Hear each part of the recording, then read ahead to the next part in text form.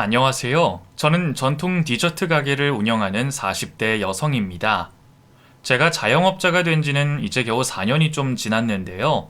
초보 자영업자가 손재주만 믿고 덤벼들었다가 하필이면 코로나 시기에 개업을 하게 되는 바람에 큰일 날 뻔했었죠.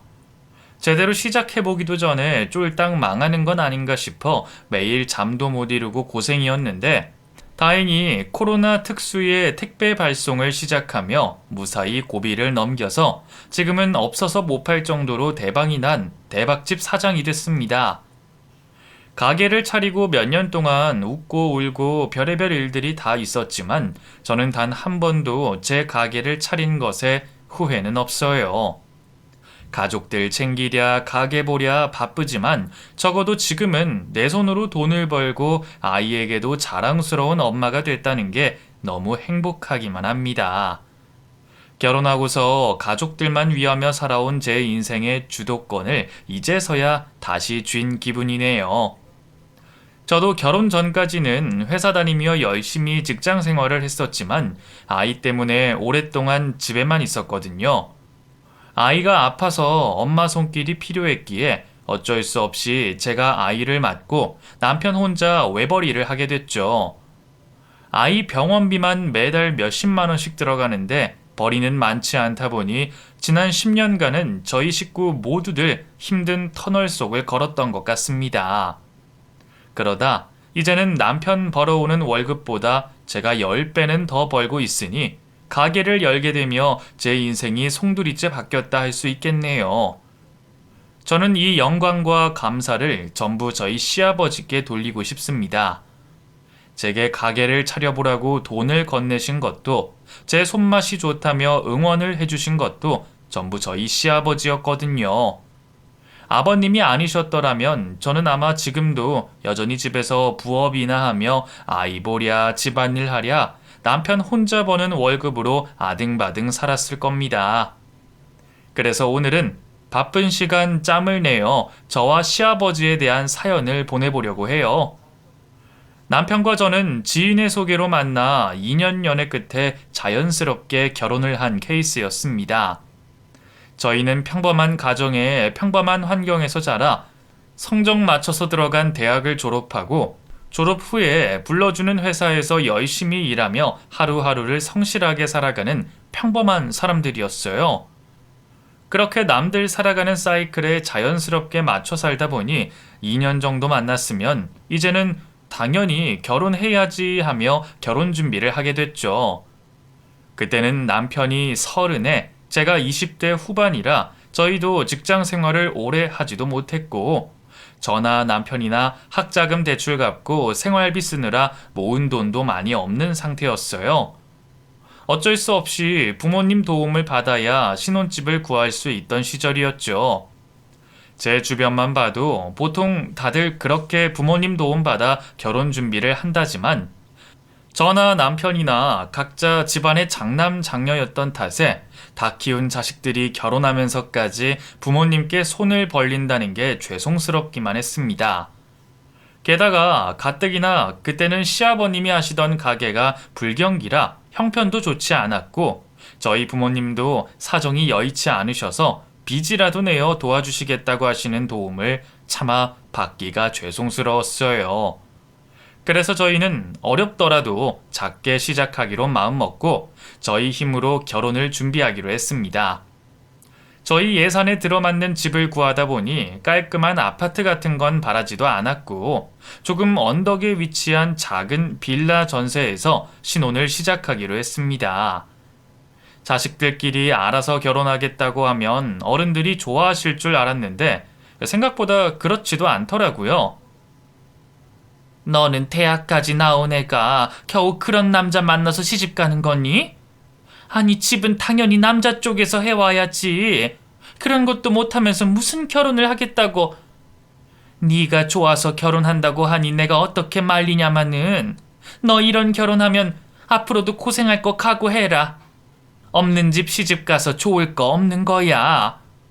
그동안 저는 저희 부모님이 평범하게 성실하게 사시는 걸 보고 그런 욕심은 없으신 줄 알았는데 자식 결혼에 욕심이 나는 건 어쩔 수 없는지 남편이 집을 해오지 못하는 걸 엄청나게 못마땅해 하시더라고요. 그렇다고 괜히 사위 앞에서 얘기하시고 기죽이는 건 아니셨지만 제 앞에서는 대학까지 보낸 딸이 겨우 그런 남자한테 시집가서 자기 고생 자처하는 거라며 저를 답답해 하셨어요. 저희 세대에야 대학 들어가는 게 흔한 일이었지만 저희 부모님은 고등학교도 겨우 나오신 분들이라 그러신지 대학까지 들어간 장녀를 엄청나게 자랑스러워 하셨거든요. 요즘은 남들 다 그 정도로 한다고 말씀드리는데도 부모님은 시골 출신 고졸 집안에서 처음으로 대학생 나왔다며 제가 남들보다 뛰어난 줄 알고 남다르게 생각하셨죠. 옛날 분들이시니 자기 자식이 잘난 줄 알고 아쉬우신 건 이해했지만 저도 이제는 내 남편 편이 들어지는지 막상 그런 얘기를 들으니 속상하기는 하더라고요. 하지만 남편은 딸 보내는 부모 입장에서 충분히 그럴 수 있다며 오히려 저희 부모님 앞에서 늘 죄송스러워만 했습니다. 근데 시댁에서도 별반 다르지는 않더라고요. 시아버지는 도와주지 못해서 미안해 하셨는데 유독 시어머니가 저희 결혼을 못마땅해 하셨거든요. 그러게 지금 당장 사정도 안 좋은데 결혼을 한다고 난리야. 우리가 도와줄 수 있을 때 결혼하면 좀 좋아? 아니 요즘 여자 나이 30이 무슨 태수라고 하루빨리 결혼 못해서 안달이야 안달이? 니들이 혼전 임신한 것도 아니고 뭐하러 서둘러? 너 설마 노처녀 될까봐 걱정돼서 그러냐? 아니 너도 그 좁은 빌라에서 신혼 시작하는 것보다야 아파트가 낫지 않겠니? 몇 년만 기다리면 우리가 아파트도 해줄 수 있다니까 참 고집은. 어머니 저희는 정말 괜찮아요. 저희 둘 다 돈 벌고 있으니 부모님한테 손 벌리기도 죄송스럽고 그냥 저희들 힘으로 하고 싶어서요. 마음 써주시는 건 감사하지만 마음만 받을게요. 그래? 진짜지? 분명히 네가 먼저 싫다고 한 거다. 이래놓고 괜히 또 나중에 시집 올 때 받은 게 없다니 해준 것도 없으면서 시집살이 시킨다니 그런 소리 하면 안 돼? 나는 분명히 기다리면 해주겠다고 말했다. 그럼요 어머님. 저희가 정말 괜찮아서 그래요. 아니 요즘 젊은 사람들 받은 거 없다고 며느리 도리도 안 하려고 그러던데 내가 혹시나 그 꼴 볼까봐 걱정스러워서 하는 말이야. 아들 딱 하나 있는데 내가 며느리 들이면서 욕심이 없을 수는 없잖니. 내 말 무슨 말인지 알지? 저 받은 거 없다고 며느리 도리 안 할 생각도 없고 저희 정말 다른 욕심 없어요. 진짜 괜찮으니까 걱정하지 마세요 어머니. 별 말을 다 하시면서까지 결혼을 천천히 하라고 하시기에 저는 정말 시어머니가 저희에게 집을 해주고 싶으셔서 그러시는 줄 알았습니다. 그런데 나중에 남편을 통해서 들었더니 그건 기약 없는 공수표였더라고요. 당장 몇 년 지난다고 돈이 나올 구멍이 있는 것도 아니고 그 당시 시댁 사정이 어려워진 것도 시어머니가 하시던 가게를 말아먹으면서 벌어진 일이었습니다. 미용 같은 건 배워본 적도 없으신 분이 무슨 염색 가게를 차리겠다고 하시더니 이상한 다단계 업체에서 염색 기술을 야매로 배우셔서는 가게를 차리셨다가 빚만 지고 접으셨다고 하더라고요. 아버지랑 내가 하지 말라고 그렇게 말렸는데 기어이 하시더니 1년도 못하고 접으셨어.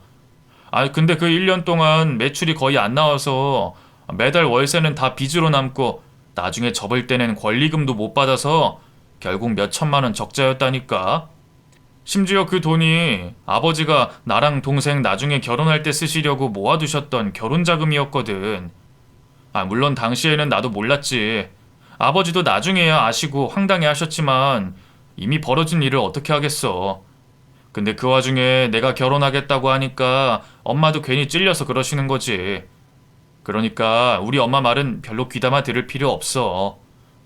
그때는 저도 시집을 가기 전이라 시댁의 자세한 사정까지는 세세히 알지 못했지만 결혼을 미루라고 성하셨던 시어머니 때문에 남편이 어쩔 수 없이 제게 그런 이야기까지 해줬죠. 반평생 공업사 운영하시며 넉넉하지도 않아도 모자람 없이 식구들 건사하셨던 시아버지는 가뜩이나 불경기에 일거리도 없으셨는데 시어머니가 까먹은 재산 채운다고 혼자 고생이셨더라고요. 그제서야 저도 괜히 저희에게 미안해 하시던 시아버지와 저희 결혼을 억지 만료까지 하시던 시어머니의 사정을 이해할 수 있었습니다. 그런데도 시아버지는 시어머니 탓을 한 번도 하지 않으셨다더라고요. 이것만 봐도 아시겠지만 시어머니와 시아버지는 성격이 정반대인 분이셨어요. 시어머니는 누가 봐도 다혈질이라 생각할 정도로 성격이 급하고 불같은 분이셨고, 시아버지는 자기 마음대로 자식 결혼 자금에 손댄 아내에게 타박 한 번 하지 않을 정도로 유순하고 아량이 넓은 분이셨어요. 남편 말로는 남들 앞에서 평생 싫은 소리 한번 해본 적 없으실 정도로 온화한 성품이라 하시더라고요. 안 그래도 예비 시댁에 인사를 드리러 가면서 남편이 시어머니와 너무 닮은 구석이 없다 싶었는데 남편은 시아버지를 닮았던 모양입니다. 그리고 안타깝게도 시누이는 시어머니 성격을 쏙 빼닮았죠. 그때는 저도 시어머니나 시누이 성격을 잘 알지 못했지만 제가 처음 시댁으로 인사하러 가던 날 저를 요리조리 훑어보며 무슨 말을 못해서 안달이던 시누이를 생각하면 그 성격이 누굴 닮았을지 알만하다 싶기는 했었죠. 심지어 시누이는 남편보다 7살이나 어려서 저희가 결혼할 당시에는 아직 대학생이었고 남편과 2살 차이인 저보다는 5살이 어렸는데도 처음부터 저를 대하는데 어려움도 거침도 없었거든요. 하는 말이 얼마나 얄미운지 대학생 시누이면 굉장히 귀엽겠다 싶어서 제 친동생처럼 살갑게 잘해줘야겠다 싶었던 마음이 단번에 쑥 들어갈 정도였죠. 근데 언니, 어디 학교 나왔어요? 학교요? 저는 땡땡 여대 나왔어요. 아, 정말요? 여대는 공부 못하는 애들 가는 데 아니에요? 서울에 있는 학교 가고는 싶은데 성적 안 되니까 여자들끼리만 경쟁하려고. 맞죠? 언니도 공부를 그렇게 잘하진 못했나 봐요. 아, 그러게요. 고등학생 때 좀 더 열심히 했어야 하는데 저도 좀 아쉬워요. 그래도 장학금도 몇 번 받고 학교 생활 나름 재밌게 잘했죠. 와, 그런 학교는 장학금도 엄청 쉽게 주나 봐요. 공부하는 사람이 없어서 그런가? 근데 그런데 나와서 취업은 잘 돼요? 언니는 얼마 만에 취업했어요? 힘들었죠? 이제 막 졸업을 앞둔 취준생이니 당연히 궁금한 게 많을 수밖에 없겠다 싶었지만 처음 보는 사람 앞에서 학교가 어떻다니 저떻다니 말하는 게 듣기 달갑지는 못했죠. 저도 좀 답답한 성격이라 면전에서 싫은 티 내고 하고 싶은 말 다 하지를 못해서 그런 시누이에게도 그냥 웃으면서 넘겼지만 그래도 내가 새언니 될 사람인데 무시해도 너무 무시한다 싶더라고요. 그런데 정작 그렇게 나를 무시하는 시누이는 인서울도 아니고 경기도 어느 전문대를 다니던 상황이었습니다. 전문대 비하하려는 생각은 아니지만 저는 그런 학교가 있는 줄도 처음 들어봤거든요. 지수야, 궁금해서 묻는 건 좋지만 적당히 해야지. 새언니한테 그게 무슨 말버릇이야. 얼른 언니한테 사과해. 아, 뭐가? 궁금해서 물어보는 것도 죄야? 그래, 나는 괜찮아, 지성씨. 아가씨 또 궁금한 거 있으면 물어봐요. 언니는 괜찮다잖아. 언니, 지금 다니는 회사는 중소기업이죠. 저번에 오빠가 말했던 것 같은데 생소해서 그런가 기억이 안 남아서요. 근데 그런 데 다니면 돈은 못 벌지 않아요? 어쩔 수 없이 다니는 건가? 야, 박지수, 너 정말 자꾸 그럴래? 자꾸 새언니 무시하네? 지수, 네가 뭘 몰라서 그러나 본데 연주 다니는 회사 좋은 회사야. 너는 가고 싶어도 못 갈걸? 너야말로 앞으로 취업이 될지 말지 걱정해야지. 뭐래? 오빠 네가 뭘 안다고 나를 무시해. 우리 학교 취업률 엄청 높거든? 졸업만 하면 내가 더 좋은 데 들어갈 거니까 신경 끄시지? 애가 정말 말버릇이 왜 이래? 너 새언니 앞에서 자꾸 그럴 거야? 그래요. 아가씨는 나보다 더 좋은 데 가야죠. 나는 그래도 우리 회사 만족해요. 복지도 괜찮고 하는 일도 재밌고. 아, 마침 우리 회사에서 인턴 뽑던데 아가씨도 한번 지원해봐요. 내가 추천서 써줄 수도 있을 것 같은데. 됐어요. 나는 그런데 불러줘도 안 갈 거니까. 중소기업 다니려고 여태 공부했나? 나는 대기업 아니면 차라리 나중에 내 사업해서 CEO 될 거예요. 그날 시누이가 저한테 함부로 했던 게 맞았는지 평소 큰 소리도 잘 안 내던 남편이 그날은 동생을 많이 나무라더라고요. 저는 괜찮다며 오히려 남편을 달랬습니다. 남의 집에 손님으로 간 입장에 괜히 분란을 만들고 싶지 않았거든요. 물론 기분이 나쁘기는 했지만 세상 물정 몰라도 너무 모르는 시누이의 발언에 그냥 그런 시누이가 안타깝고 귀엽기만 하더라고요. 전문대 취업률이 높다는 게 자기가 기대할 만한 그런 곳의 취업이 아닐 텐데 몰라서 그러는지 제가 추천서를 써준다고 인턴 자리를 소개하는데도 싫다며 대학 졸업을 앞두고도 세상 전혀 모르는 시누이가 걱정이었죠. 아니나 다를까 그런 시누이는 학교를 졸업한 후로 쭉 백수로 지내야 했습니다. 그래도 졸업 말미에는 자기도 발등에 불 떨어졌다 싶었던지 여기저기 면접도 보러 다니고 이력서 한 줄 더 적는다고 자격증 공부도 하는 것 같기는 했지만 여태 팽팽 놀다가 이제 와서 그렇게 한다고 취직이 쉽게 될 일은 아니었겠죠. 저만 해도 시누이 말처럼 좋은 대학 나온 건 아니었지만 학교 다니면서 자격증 열심히 따고 인턴 다니며 스펙 쌓고 나름대로 열심히 노력한 덕분에 졸업하자마자 취직을 할 수 있었거든요. 특히나 저는 인턴으로 있다가 정직원이 된 케이스라 정말 운이 좋았죠. 그래서 저도 제 경험에 빗대어 아가씨를 도와주겠다고 인턴 자리까지 얘기했던 거지만 자기가 싫다니 제가 뭘 어쩌겠나요. 졸업 전에는 아무것도 모르고 중소기업은 성에 차지 않는다고 걷어차 버리더니 졸업하고 한참 취업 준비하는데도 취업이 되지 않자 그제서야 안달이 나는지 뒤늦게 저희 부부에게 도와달라 하더라고요. 언니, 저번에 그 인턴 자리 아직 있어요? 나 그냥 언니 회사에 자리 좀 알아봐주면 안 돼요? 그 뭐 추천서 그런 것도 써줄 수 있다면서요. 그건 진짜 끝났죠. 저번 분기에 벌써 사람 뽑아서 당분간 공고 없을 거예요. 아, 그래도 언니가 뭐 어떻게 할 수 없어요? 그 회사 다니면서 가족 하나 못 꽂아줘요? 그러게 아가씨, 제가 전에 말했을 때 듣지 그랬어요. 저도 그냥 직원일 뿐인데 제가 임원도 아니고 어떻게 사람을 꽂아주겠어요. 그때는 그래도 인턴 추천 정도는 할 수 있어서 해주겠다고 한 건데 저도 더 이상은 못하죠. 아, 뭐야 진짜. 그럼 그때 좀 적극적으로 말해주지 그랬어요. 나한테 취업 자리를 맡겨놓은 것 마냥 말을 하더니 제가 못 도와준다고 하니 냅다 화를 내더라고요. 시누이 성격을 모르는 것도 아닌 저는 그러려니 하고 말았습니다. 시누이와 시어머니가 괜히 사람을 볶을 때마다 얼마나 스트레스가 되던지 그냥 무시하는 게 답이라는 걸 제가 일찍 깨달았거든요. 어차피 저희 남편이나 시아버님도 무서워하지도 않는 사람들이 며느리인 제 말을 듣지도 않을 테니까요. 그래도 저는 시아버지와 남편 때문에 다 괜찮았습니다. 남편과는 사이도 좋았고 며느리 사랑은 시아버지라는 옛말처럼 아버님이 결혼 전부터 저를 참 예뻐해 주셨거든요. 한참 어린 막내딸이 있는데도 제가 예쁘신지 아버님은 저를 정말 친딸처럼 대하며 많이 아끼고 관심을 가져주셨습니다.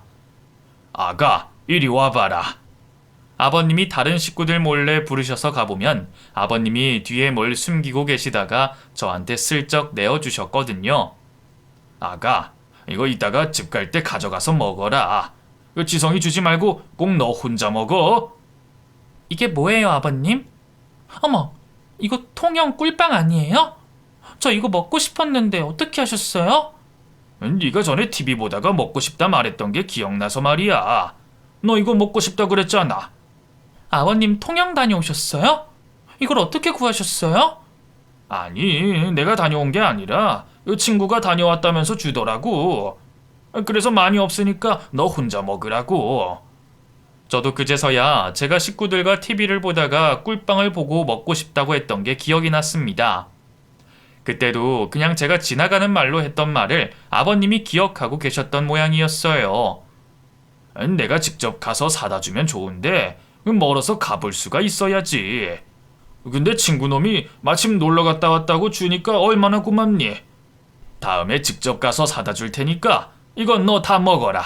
알겠지? 워낙 휴일 없이 일만 하셔서 가게 비우실 수 없으신 분이니 직접 통영까지 가서 사오시지는 못하셨는데 친구분이 조금 주신 걸 맛 한번 보지도 않으시고 저를 주시더라고요. 자신의 딸 아들한테도 안 주신 것을 저한테 챙겨주시니 제가 얼마나 감사했겠어요. 심지어 저희 부모님도 저한테 그렇게까지는 안 해주시는데 말이죠.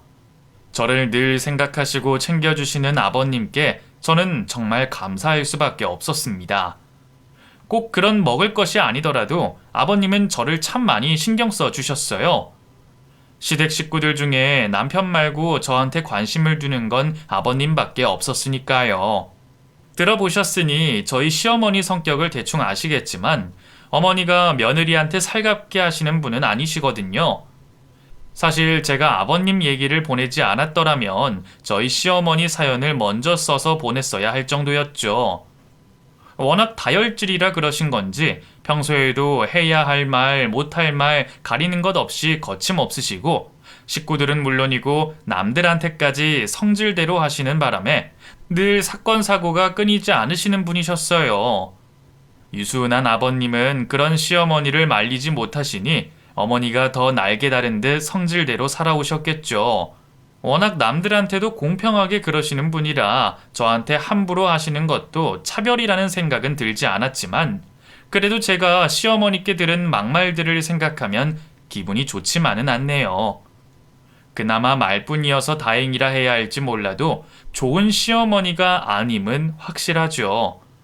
그런 시어머니도 신기하게 자기랑 똑 닮은 시누이는 참 아끼셨습니다. 아니, 둘이 비슷해서 죽이 잘 맞다고 해야 할까요? 이상하게 시댁에 같이 있다 보면 남편은 아버님이랑만 대화를 하고 시누이는 어머님이랑만 대화를 하는데 편가르듯 두 명씩 붙어 있는 내 식구를 지켜보면 성격이 달라도 너무 달랐습니다. 시어머니는 무슨 일이 있어도 자기 생각이 맞다며 우기는 분이셨고 시아버지는 아니라고 생각하셔서 말리시면서도 들이받으며 난리피는 시어머니 고집을 꺾지 못하셨어요. 그리고 시누이는 언제나 그런 시어머니의 편이었죠. 그러다 보니 시댁 일의 대소사는 거의 다 시어머니 위주로 돌아가곤 했습니다. 남편이 아버님 편을 들어봤자 별로 목소리가 크지는 않았고 저는 며느리라는 이유로 발언권도 없었는데 목소리 큰 놈이 이긴다 그러는지 억지 부리는 시어머니와 시누이를 누구도 당할 수가 없었거든요. 그래서 시어머니와 시누이가 합심해서 사고도 참 많이 치고 다녔습니다. 저희가 결혼을 하고 한참이 지나도록 시누이는 백수였어요. 그래도 1년은 면접도 보러 다니고 아르바이트도 하는 척 하더니 언제부터는 자기 한탄만 하며 도통 집 밖을 나가지를 않더라고요. 움직이지를 않고 밥만 먹으니 살은 점점 찌고 갑자기 살이 쪘다고 자존감이 낮아져서 그런지 언젠가부터는 면접 보는 것도 그만두고 아르바이트도 다니지 않았습니다. 그러면서 남들은 죄다 취업하는데 자기만 못했다며 그걸 부모님 탓을 하는 거죠. 우리 집에 돈 좀 있었어 봐. 내가 이러고 있어? 내 친구들 중에 노는 사람 나밖에 없어. 걔들은 취업 못해도 부모님들이 다 도와주시잖아. 부모님들이 놀지 말고 일이라도 하라고 카페도 차려주는데 나는 이게 뭐야? 어쩜 철없는 소리를 아무렇게 하는지 시누이가 그런 소리를 하는 걸 저도 몇 번 들었었죠. 아버님도 오랫동안 기술 가지고 하시는 일 어려워서 고생이신데 자기는 아무것도 해본 적 없으면서 부모 도움 받아서 가게를 차리고 싶어 하더라고요. 차라리 눈이라도 낮추면 당장 일할 수 있는 곳이 아주 없지도 않은데 자기가 백수로 있는 게 전부 부모님 탓이라고 남 탓만 하고 있는 겁니다. 듣다 못한 남편이 몇 번 혼을 내기도 했지만 자기 오빠 말도 귓등으로 듣는 시누이에게는 통하지 않았죠. 그래서 그런지 어느 날 시어머니가 또 가게를 차리겠다는 얘기를 하시는 거예요. 결혼 전 자식들 결혼 자금까지 날려버리신 분이 말이에요. 언젠가부터 시누이가 학원을 다닌다 하기에 자격증이라도 따려나 했더니 카페 차리겠다고 바리스타 학원을 다녔던 거죠. 나 치수랑 카페 차리게 돈 좀 줘. 또 장사를 한다고? 그러다 또 망하면 어쩌려고 그래? 그냥 기계 놓고 커피 내려 파는 게 망할 일이 뭐가 있어? 이건 차리기만 하면 본전은 치니까 걱정하지 마. 커피 한 잔 내주고 3, 4천 원씩 받는데 얼마나 좋아. 쉬운 장사라는 게 없을 텐데 쉽게 생각하시는지 시어머니와 시누이가 아버님에게 계속 졸라댔던 모양입니다. 아버님이나 남편이나 다들 하나같이 안 된다고 했지만 이번에도 시어머니 고집을 누가 이길 수가 없었어요. 결국 시아버지가 있는 돈 없는 돈 끌어다가 카페를 차려주셨고 저희는 걱정하고 반신반의하며 그 모습을 지켜봐야만 했어요. 물론 그마저도 잘 되지는 않았죠. 애초에 잘 될 수 없는 일이었습니다. 게으른 시누이가 열심히 일을 할 리도 없었고 들쑥날쑥 영업을 하면서 음료를 잘못 만드는 일이 허다했으니 어쩌겠어요. 거기다가 같이 일 돕겠다고 시누이와 함께 일하던 시어머니는 손님들한테 짜증을 내고 화를 내는 바람에 문제가 많았습니다. 동네 장사는 진상들까지 참아가며 해야 하는데 도통 참을성이라고는 없는 사람들이니 안 좋은 소문은 삽시간에 퍼졌어요. 결국 야심차게 열었던 카페는 반년 만에 접어야 했고 이번에도 시아버지가 내어주신 돈은 공중분해됐습니다. 카페는 목이 중요하다면서 권리금은 한참 비싸게 주고 들어가 놓고 나올 때는 망해서 나와서 반도 못 받았거든요. 거기다가 기계들도 중고로 되팔면 살 때 반의 반도 못 받고 헐값에 팔아야 하니까 어떻게 해도 손해일 수밖에 없었죠. 결국 사고친 뒷수습은 아버님 몫이었죠. 그 돈도 겨우 만드셨을 텐데 이후로는 백수된 시누이와 시어머니 먹여 살리느라 더 고생을 하셔야 했으니까요. 아버님은 가족들 먹여 살리느라 쉬지도 못하고 사셔야 했습니다. 그 사이 저희도 드디어 아이를 가지게 됐어요. 저희 부부는 빨리 돈을 모아서 전셋집을 벗어날 생각에 결혼을 하고도 임신은 꽤 뒤에 한 편이었죠. 대출을 잔뜩 껴서 집을 사고 결혼 3년 차에 임신을 했으니 그때 이미 제 나이가 30이 넘었었죠. 저희도 나름대로 태어날 아이에게 좋은 환경을 마련해주고 싶어서 욕심을 내며 늦장을 부렸네요. 시어머니와 시누이는 제가 30이 넘어 아이를 가져서 노산이라며 난리셨지만 정작 병원에 가보면 저보다 나이 많은 산모들이 많았어요. 그런데도 시어머니는 제가 너무 노산이라며 엄마가 늦게 임신하면 아이가 기형으로 나온다고 야단법석이셨죠. 당시에는 어머니가 또 괜히 그러신다고만 생각하고 대수롭지 않게 넘겼지만 정말로 저희 아이에게 문제가 생길 줄은 몰랐습니다.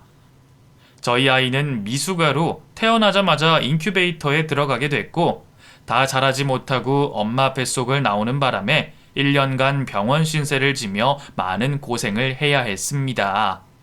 제가 칠삭둥이로 저희 아이를 낳고 시어머니에게 들었던 말은 그럴 줄 알았다 였습니다.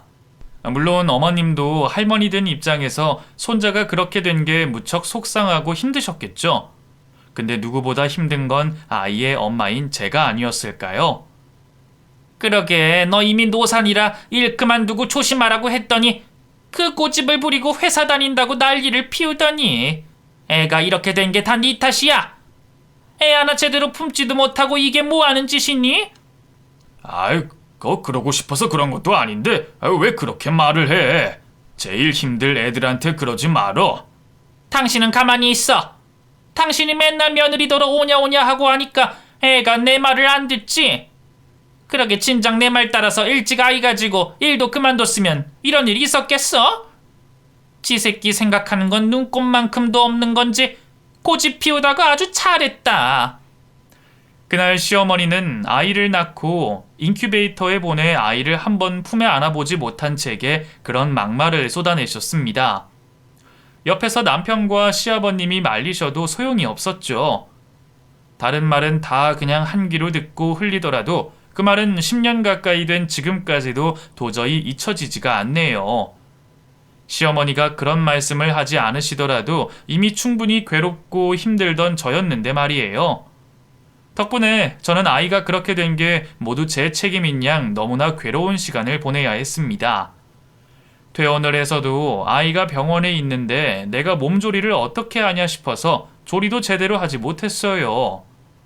그때도 저를 챙겨주신 건 아버님이셨죠. 시어머님처럼 제 탓 한번 하질 않으시고 아이 낳고 미역국도 못 넘긴 제가 불쌍하다며 위로해 주시던 아버님이셨죠. 아가, 네 탓 아니다. 그러니까 괜히 자책하지 말고 힘을 내야지. 네가 지금 이렇게 힘들어하면 아이는 누가 책임지니? 우선 네가 잘 먹고 몸조리 잘 해야 애도 챙기는 거다. 아버님이야 늘 제 편을 들어주셨지만 정말 그때만큼 위안이 되고 감사한 일이 없었어요. 친정 부모님께서도 저보다는 애 걱정이 먼저셨고 남편은 저 대신 아이 상태 살피느라 저한테 관심을 쏟을 겨를이 없었는데 유일하게 저를 챙겨주신 게 시아버지셨네요. 덕분에 다시 힘을 내고 일어난 저는 그 후 아이를 위해 회사까지 그만두고 오로지 아이를 챙기며 살게 됐습니다. 또래보다 약하고 심장이 안 좋은 탓에 아이를 유치원에 보낼 수 없었거든요. 당장은 수술이 필요한 정도가 아니고 호전될 가능성이 있어서 지켜보기로 했지만 그때까지는 늘 보호자가 아이의 곁을 지켜야 했습니다. 확률은 아주 낮지만 잠깐 자리를 비우다가 아이 심장이 멈추거나 숨이 멈추는 일이 만에 하나라도 벌어질 수가 있었거든요. 그 와중에도 시어머니는 아이 한번 봐주지 않으시면서 타박을 하셨지만 시아버지는 저와 아이를 많이 챙겨주셨죠. 그러던 어느 날 조용하던 시댁에 큰일이 벌어지고 말았습니다. 저희 결혼 10년 차에 아버님이 대형 사고를 치셨거든요. 그게 무슨 말이야? 보증을 섰다고? 아니 식구들한테 말도 안 하고 누구 보증을 섰다는 거야? 그럼 그 가게를 통째로 넘기게 됐다는 거야? 거기 가게들만 해도 얼만데 그걸 날려먹어? 아버님이 가장 가까운 친구분께 가게 담보로 보증을 서주셨는데 그 친구분이 빚을 갚지 못해 아버님이 전부 책임을 지게 되셨던 거예요. 그래서 결국 아버님이 몇십 년간 운영해오던 가게의 기계들이며 보증금까지 모두 넘어가게 됐죠. 아니 영석이가 도와달라고 사정을 하는 바람에 그놈이 고아라서 일가 친척도 없고 도움 구할 곳이 나밖에 없잖아. 제주도 많은 놈이 열심히 살아보겠다고 노력하는데 어렵다잖아. 대출을 못 받아서 사업을 못 꾸린다는데 어떡해? 그렇다고 보증을 서줘? 당신 미쳤어? 당신 일 그만두면 우리 다 죽는 건데 그렇게 해서 앞으로 뭐 해먹고 살려고?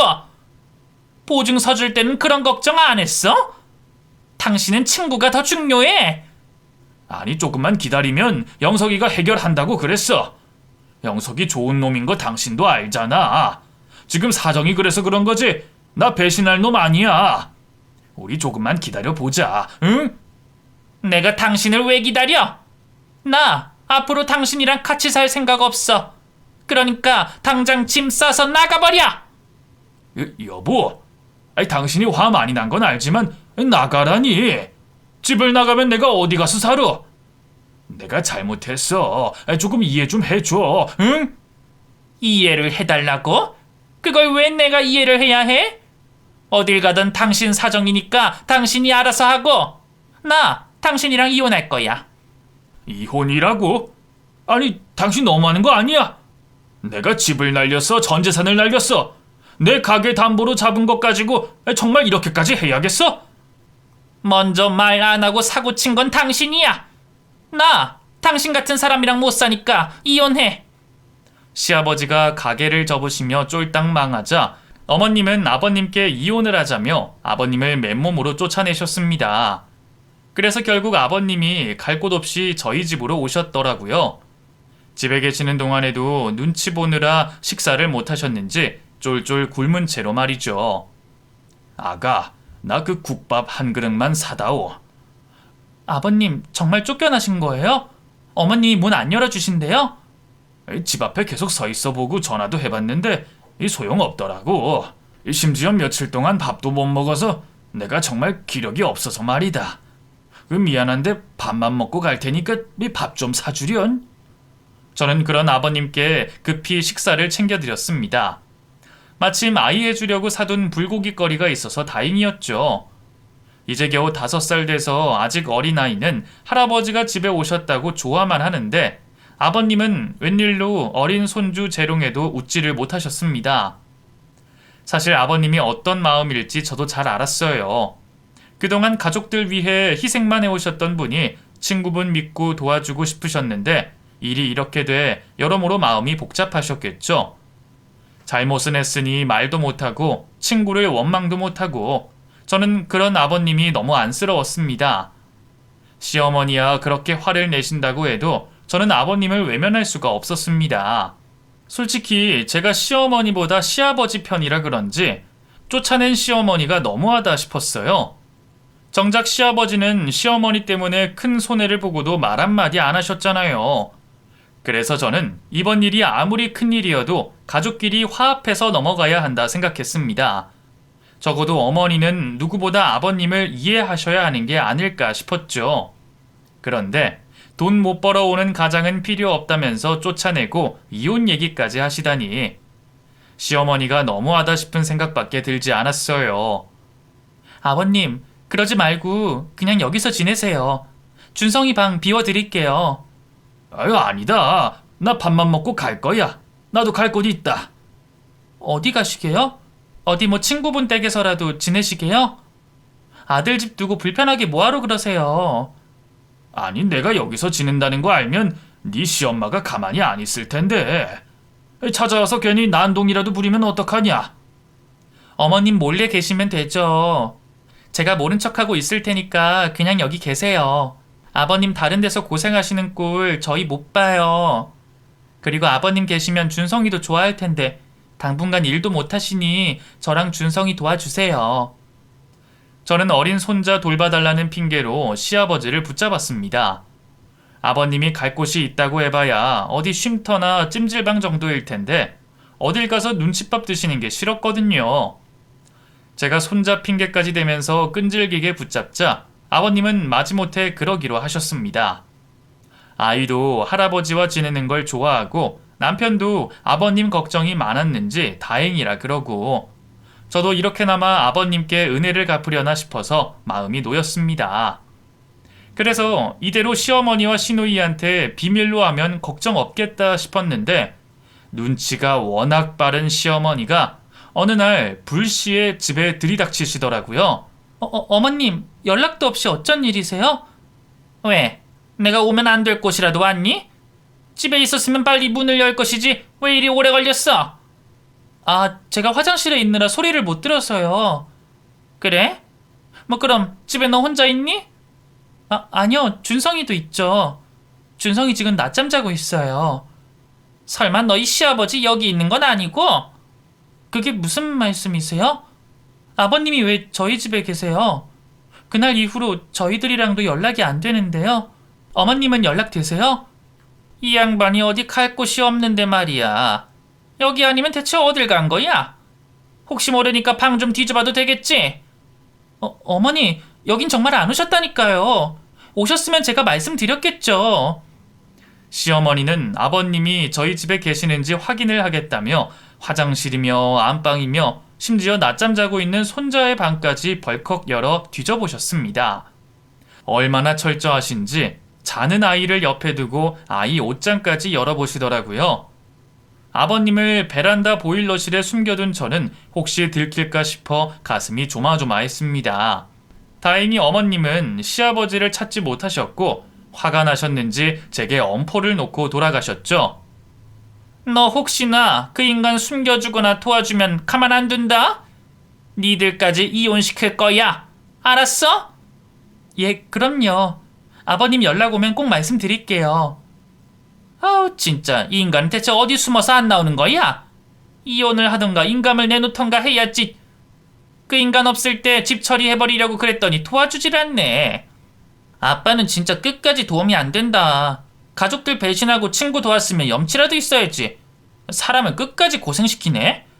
낳아주면 그만인가? 평생 뭐 하나 제대로 해준 것도 없으면서 이제는 돈도 못 벌어오고 우리 아빠라고 하고 싶지도 않아. 아가씨, 그래도 아버님한테 그게 무슨 말이에요? 아버님이 그동안 가족들 위해서 얼마나 희생하셨는데요. 지수 말이 뭐 틀렸니? 가족들 팽개치고 친구 보증이나 서준 인간이 욕먹어도 싼 거지. 얘 말 맞다나. 지가 능력이 있었으면 그깟 보증이 대수야? 별 재주도 없는 인간이 손기술로 먹고 살아보겠다고 한평생 기름밥만 먹더니 이제는 그마저 친구 도와준다고 말아먹었으니 어쩔 거야? 말년에 누굴 고생시키려고 그 돈을 날려? 아무튼 너 지금도 네 시아버지 편드는 거 보니 의심스러운데 네가 그 인간 도와주는 걸 보이면 내가 가만히 안 둘 거야. 혹시나 그 인간 도와주려거든 우리 집에 생활비나 보태라. 네 시아버지 때문에 우리 모녀만 고생인 거 안 보이냐? 참 사람들이 해도 해도 너무하다 싶더라고요. 그동안 시아버지가 뭘 얼마나 못했다고 이런 실수 한 번으로 사람을 매도하는지, 자식과 아내가 어떻게 그런 얘기를 하나 싶었죠. 그런 얘기를 제발 아버님이 안 들으셨기를 바랬는데 결국 아버님도 들으셨더라고요. 아무래도 내가 잘못 살았나 보다. 그래도 가족들 위해서 할 만큼 했다고 생각했는데 내가 못난 놈이었어. 나 같은 건 돈 못 벌어오면 필요도 없는 놈인 거지. 아버님, 아가씨랑 어머님도 화가 나셔서 그러셨겠죠. 그렇게 생각하지 마세요. 자식이 뭐고 마누라가 뭔지 내가 위안받을 곳이 너밖에 없구나. 저 자식한테 외면당하고 며느리에게 의지하시는 아버님은 스스로 자괴감을 느끼신 듯 하셨습니다. 저는 그런 아버님께 아무 말도 해드릴 수 없었죠. 그래서 그런지 아버님이 언젠가부터 다시 일을 다니겠다고 하시더라고요. 아가, 나 오늘부터 일 나가려고 한다. 이 친구놈이 공사장에 일자리 있다고 불러줬거든. 예? 아버님 설마 공사일 하시려고요? 그러지 마세요. 저희 있는데 뭐하러 그러세요? 괜히 그런 일 하다가 몸이라도 다치시면 어쩌려고요? 무거운 거 들거나 뭐 어려운 건 아니고 그냥 옆에서 보조하고 도와주는 일이래. 그 정도면 괜찮지 않겠냐? 이제 곧 칠순을 바라보시는 나이에 공사장 막노동을 하시겠다니 저는 당연히 말렸죠.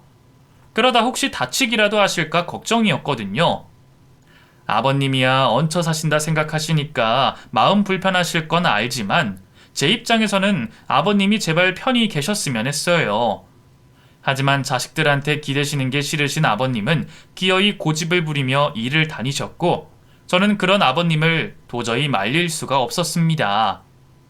남편도 말리지를 못했죠. 그냥 두자. 아버지도 평생 일하시던 분이 집에만 계시는 게 답답하시겠지. 그래도 오전에 갔다가 오시니까 그 정도면 문제 없지 않을까? 다행히 시아버지가 저희 아들 돌봐주신다고 일찍 나갔다가 일찍 돌아오셔서 저도 큰 걱정은 덜었지만 그래도 그 고된 일을 얼마나 오래 하셔야 하나 싶어서 저는 마음이 좋진 못했습니다. 공업사 운영하실 때는 그래도 자기 가게 꾸리시느라 마음만은 편하셨을 텐데 늦은 연세에 남들과 섞여 일하는 게 힘드시겠다 싶었거든요. 그렇게 아버님은 1년 가까이 저희 집에서 지내셨어요. 그리고 딱 1년 만에야 아버님이 보증을 서주셨던 친구분으로부터 기쁜 연락이 돌아왔습니다.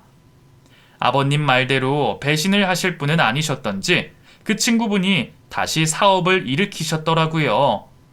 덕분에 아버님이 피해보신 돈도 다 갚아주시고 아버님이 접으셨던 공업사도 다시 열 수 있게 됐습니다.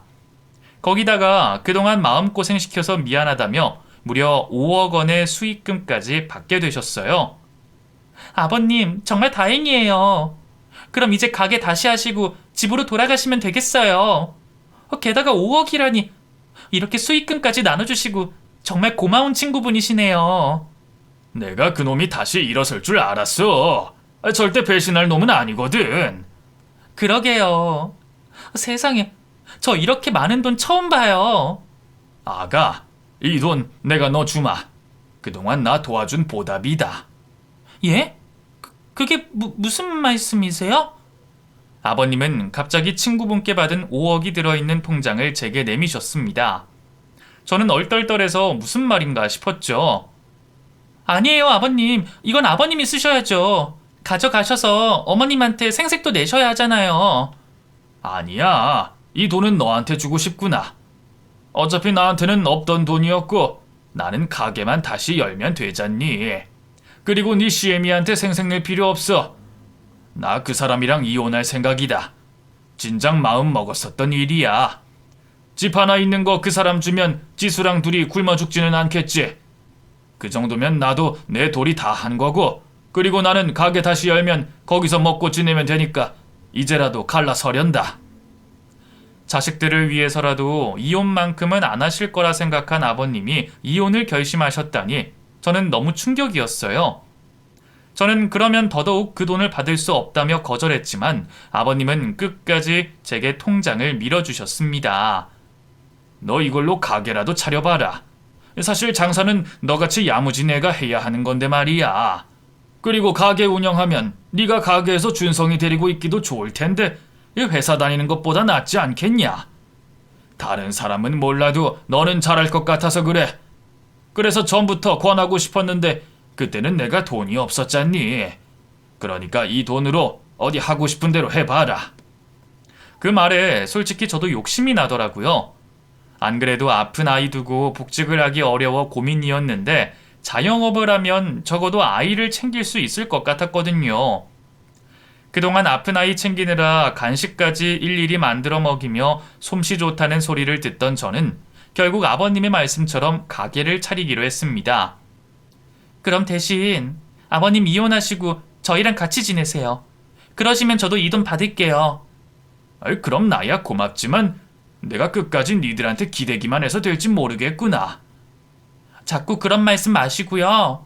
제가 바래서 그래요. 여태 아버님 덕분에 저도 한숨 돌리고 살았는데 저 이제 아버님 없으면 못 사는 거 아시잖아요. 그렇게 저는 아버님이 주신 돈으로 디저트 가게를 차리고 살던 집을 팔고 남은 돈을 더해 아버님과 함께 살 더 큰 집으로 이사를 가기로 했습니다. 정답게 좁게 살아도 되기는 하지만 시아버지가 이혼을 하시게 되는 마당에 저희도 시어머니와 시누이와 연을 끊어버리고 싶었거든요. 그동안 좋은 꼴 못 봤던 사이였기에 아버님이 안 계시면 우리도 그 집 식구들을 볼 일은 없으니까요. 남편도 제 생각에 동의하며 저희는 이사를 결정했습니다. 그 사이 아버님은 시어머니와 합의 이혼을 하셨고 집을 전부 넘긴다는 조건에 시어머니는 별말 없이 이혼 서류에 도장을 찍으셨어요. 그리고 저희와 같이 이사를 떠나시면서 저희도 시어머니와 자연스럽게 멀어지게 됐죠. 저희들이 연락이 없자 남편에게 몇 번 연락이 왔지만 받지를 않으면 그만이라 별 소용은 없었네요. 저희 살던 집에도 찾아가셨는지 경비 아저씨에게 연락이 왔는데 절대 알려주지 말라고 하고 말았네요. 그 후 저희는 아버님까지 네 식구가 되어 잘 지내고 있어요. 아버님은 여전히 정정하게 공업사 일을 하시고 저희 아들도 건강이 많이 좋아져서 요즘은 태권도도 다니고 있네요. 그리고 저나 남편도 각자 일하며 걱정 없이 잘 지내고 있습니다. 그럼 앞으로도 저희 네 식구끼리 똘똘 뭉쳐 잘 살기를 바라주세요. 감사합니다.